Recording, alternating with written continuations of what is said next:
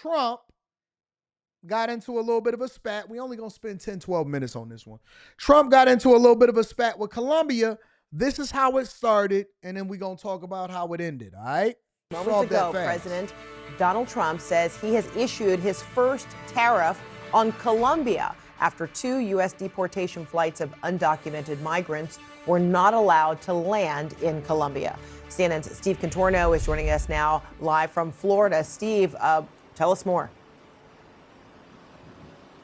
Yeah, Fred, just moments ago, Vaughn. Donald Trump reacting to the news that Colombia had blocked planes carrying undocumented migrants from delivering those individuals back to their home country, and Trump now retaliating with tariffs and threats of more tariffs. He said in a post on social media, quote, "I was just informed that the 2 repatriation flights from the United States with a large number of illegal criminals were not allowed to land in Colombia. This order was given by Colombia's socialist president, Gustavo Petro, who is already very unpopular amongst his people.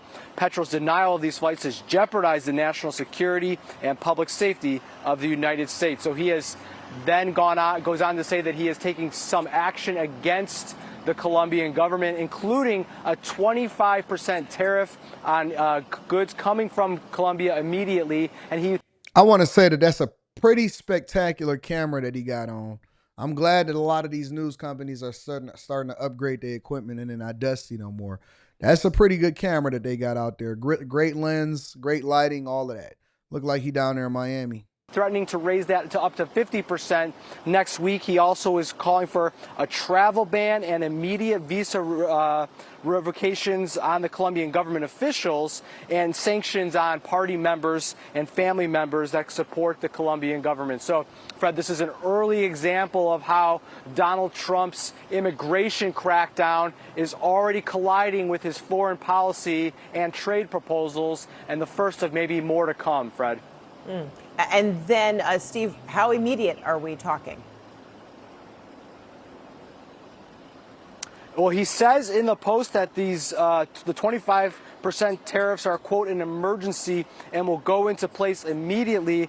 And then in 1 week, the 25% tariff will be raised to 50%, which would be quite a steep climb. Of course, Trump has already proposed sweeping tariffs on many of the U.S.'s trade partners, including a 25% trade tariff on Mexico and Canada that he says might go into effect next month. He is also promising a trade tariff on goods coming from China in recent weeks if they don't negotiate a new deal with the United States. So clearly this has been top of mind for Donald Trump for more than a year. He has said he will use tariffs to get the international players to act in the best interest of the United States and to raise revenue for the country. And we are starting to see him use them as a sort of stick to try to get countries to do the U.S.'s bidding. Fred? So Trump basically says, oh, you don't want to take your own people back. Which then begs the question, and we got to ask ourselves, if they don't want them and they sent them over here, why should we take them? They didn't even ask no questions. They didn't say, who are they? What are their names? Why are you sending them back? Are these criminals or are these just people that ran over there in order to send more money over here for their families? They didn't ask if they did any crimes. Are you safe? They didn't say none of that. They said, hey man, listen, them is people that's citizens here, don't land here, don't come here. When we have citizens that get in trouble in other countries, remember all of those people that was over in Turks and Caicos and they said that it was a rare random bullet that was in their stuff and they wanted to give them 10 years? We fight for our criminals to come back home. Remember when Brittany Griner was over in Russia with a vape pen and we traded Brittany Griner for the Russian merchant of death and we gave the Russian merchant of death, courtesy of the Biden administration, back to Russia, back to Vladimir Putin over there? Remember when we was fighting? We left. Don't worry. They went and traded a whole host of things in order to get those guys back that was supposed to come back before Brittany Griner. We traded the Russian merchant of death back over to Russia for Brittany Griner.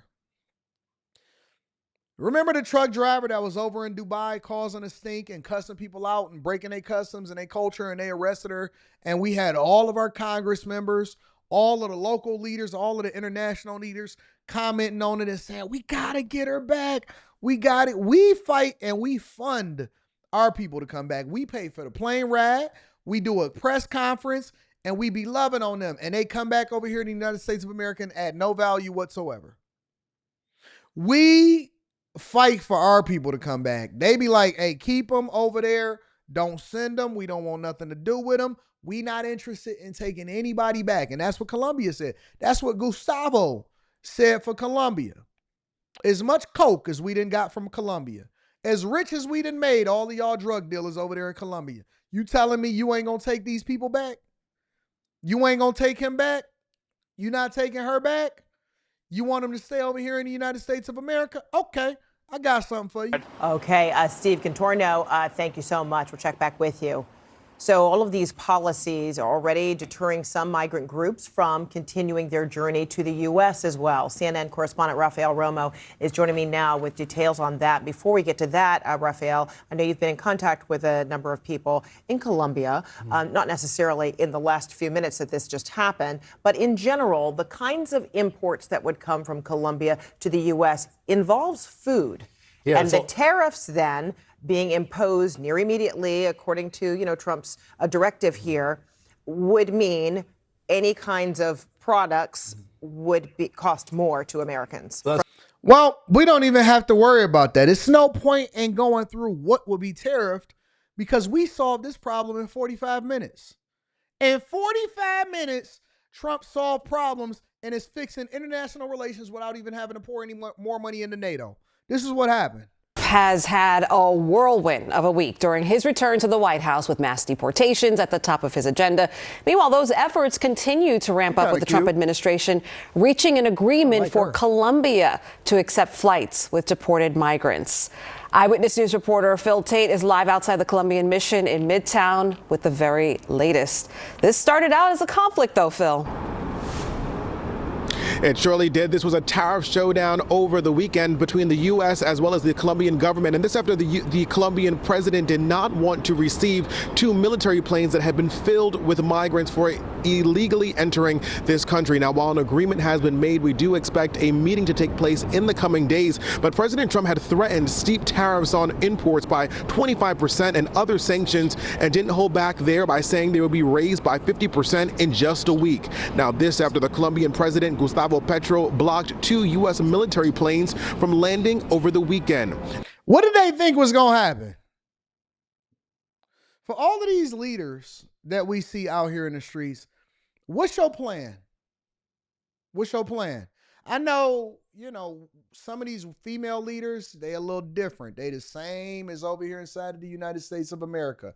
Claudia Sheinbaum down there in Mexico, she trying to show force. She trying not to bend the knee. What did y'all think was going to happen? Justin Trudeau over there in Canada, he going to fly over to Mar-a-Lago and think that he going to have a conversation with Trump. Trump told him, hey, man, listen, I know you're the governor of Canada. If y'all want to become the 51st state, let me know. Colombia said, we not going to take your two. Oh, you're not going to take our two planes? Hold on. I know we on the 8th hole. This is a par 5, but give me a second. I got to send out a tweet. Trump said I got to send out a tweet. All right. That should fix it. They said, what'd you do, Prez? Oh, man, listen. Tariffs. Tariff on everybody. That's what I started doing on everybody. I said tariff on everybody. Anybody that don't want to get in line, tariff. My daughter said, Dad, I want to stay home from school today. I said, tariff. Tariffs. I don't want to show up to tariffs. Fix it in 5 minutes. You know what? Give me a second. 25% tariff on everything that come in from Colombia. They said, Prez, you think that go far enough? He said, That's right. We do need the planes to land today, right? He said, yeah, don't worry about it. And 50% next week tariffs on everything that come in Colombia. All right. Whose swing is it? Whose swing is it? Fix that problem right on up. Did more in the last week. Do y'all realize that Trump got sworn in 1 week ago on January 20th? It's the 27th. From Monday to Monday, it's the 27th.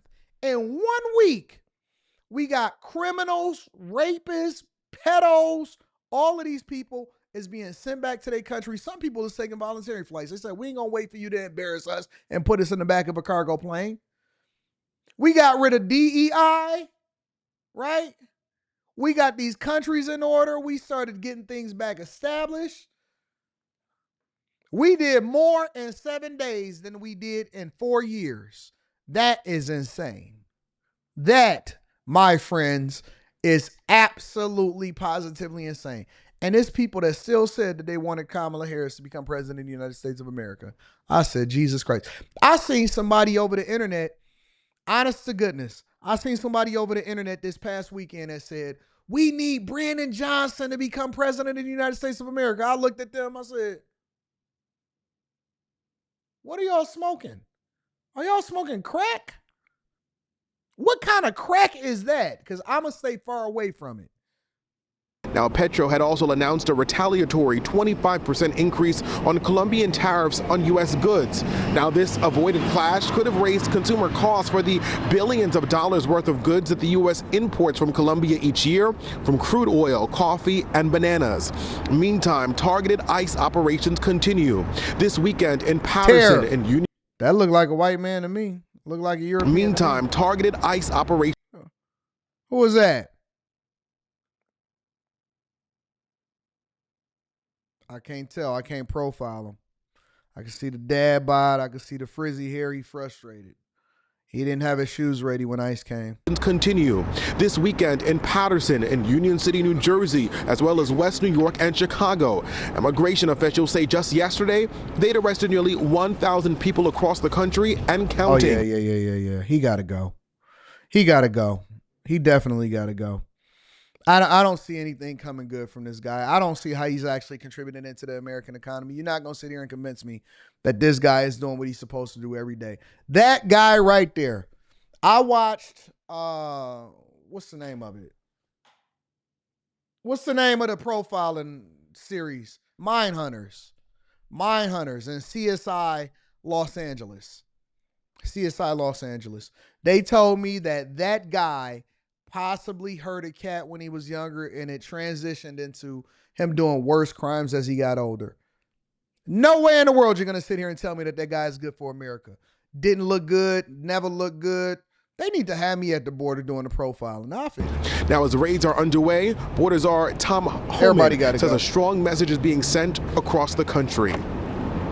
So I think if you're in the country legally, it's not okay.